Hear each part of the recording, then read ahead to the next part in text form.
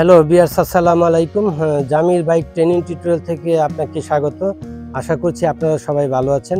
তো বিয়ার্স, আমি আজকে আপনাদের সামনে যে বিষয়টা নিয়ে আলোচনা করব সেই বিষয়টা হচ্ছে যে এই মোটরসাইকেল রেজিস্ট্রেশন বা নিবন্ধন। তো বিয়ার্স, অনেকেই ইতিপূর্বে যে আমার ড্রাইভিং লাইসেন্সের উপরে ভিডিওটা দেখে অনেকেই কমেন্টস করেছেন এবং সুন্দর কমেন্টস করেছেন যে ভাই, ড্রাইভিং লাইসেন্সটা নয় আমরা বুঝতে পারলাম, কিন্তু কিভাবে মোটরসাইকেলের রেজিস্ট্রেশন বা নিবন্ধন করতে পারি। তো যাই হোক ভিউয়ার্স, আমি এই জন্যে আজকে যে বিষয়টা নিয়ে আপনাদের কাছে আলোচনা করব সেই বিষয়টা হচ্ছে যে আপনি কিভাবে মোটরসাইকেলের রেজিস্ট্রেশন বা নিবন্ধন করতে পারেন এবং নিবন্ধন করার নিয়ম। তো আপনি দুইভাবে মোটরসাইকেল রেজিস্ট্রেশন করতে পারেন। একটা হচ্ছে যে 2 বছরের জন্য আপনি মোটরসাইকেল রেজিস্ট্রেশন করতে পারেন, অথবা আপনি 10 বছরের জন্য মোটরসাইকেল রেজিস্ট্রেশন করতে পারেন। সিস্টেম দুটি, অর্থাৎ 2 বছরের জন্য এবং 10 বছরের জন্য। অর্থাৎ মোটরসাইকেল রেজিস্ট্রেশন করার পদ্ধতি দুইভাবে আপনি করতে পারেন, যে বিআরটির মাধ্যমে আপনি রেজিস্ট্রেশন করতে পারেন, অথবা যেখান থেকে আপনি মোটরসাইকেল ক্রয় করেছেন সেখান থেকে আপনি নিজস্ব শোরুম থেকে আপনি মোটরসাইকেল রেজিস্ট্রেশন বা নিবন্ধন করতে পারেন। মোটরসাইকেল রেজিস্ট্রেশন মানে সরকার অনুমোদিত প্রতিষ্ঠান থেকে সার্টিফিকেট পাওয়া যে এই মোটরসাইকেলের প্রকৃত মালিকানা আপনার, এবং একই সাথে অফিসিয়াল ডকুমেন্টসে মোটরসাইকেলের সমস্ত তথ্য লিপিবদ্ধ করা।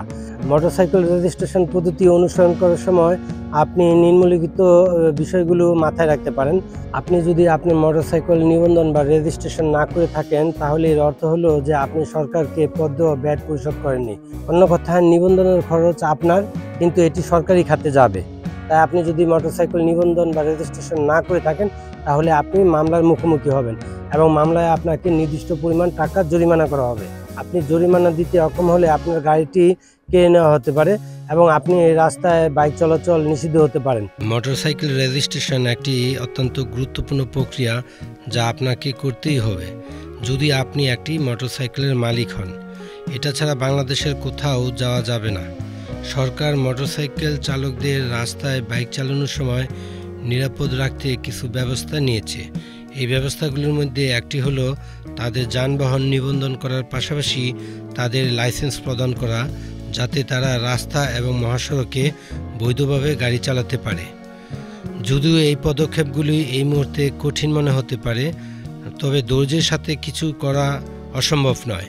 তাই সকল তথ্য ও কাগজপত্র সংগ্রহ করুন এবং আপনার পছন্দের মোটরসাইকেলটি নিবন্ধন করুন। তাই আপনার বাইক বা মোটরসাইকেলটি নিবন্ধন বা রেজিস্ট্রেশন না হওয়ার কারণে আপনার গাড়িটি অবৈধ। তাই রেজিস্ট্রেশন একটি গুরুত্বপূর্ণ বিষয়। তো ভিউয়ার্স, এখন যে বিষয়টি আলোচনা করব সেটা হচ্ছে মোটরসাইকেল রেজিস্ট্রেশন নবায়ন। একটি নির্দিষ্ট সময়ের জন্য একটি মোটরসাইকেল নিবন্ধন অনুমোদিত হয়, এই সময়ের পরে এটি নতুন করে নবায়ন করতে হয়। তো ভিউয়ার্স, এই ছিল এই মোটরসাইকেল রেজিস্ট্রেশন বা নিবন্ধন করার পদ্ধতির উপর একটি টিপস বা পরামর্শ। আশা করছি আমার এই পরামর্শ বা ভিডিওটি আপনাদের কাছে কিছুটা হলেও উপকারে আসবে। আর উপকারে আসলে আমার এই ভিডিওটি যদি ভালো লেগে থাকে, তাহলে আমার এই চ্যানেলটি সাবস্ক্রাইব, লাইক এবং শেয়ার দিয়ে পাশে থাকবেন। তো ভিউয়ার্স, সর্বদা মোটর বাইক চালানোর সময় আপনারা সতর্ক থাকবেন এবং নির্দিষ্ট নিয়ম কানুন এবং ট্রাফিক রুলস মেনে চলুন। মোটরসাইকেল চালানোর সময় আপনারা কখনো তাড়াহুড়ো করবেন না এবং সর্বদা ট্রাফিক রুলস মেনে চলুন। ভালো থাকবেন, সুস্থ থাকবেন। আল্লাহ হাফেজ।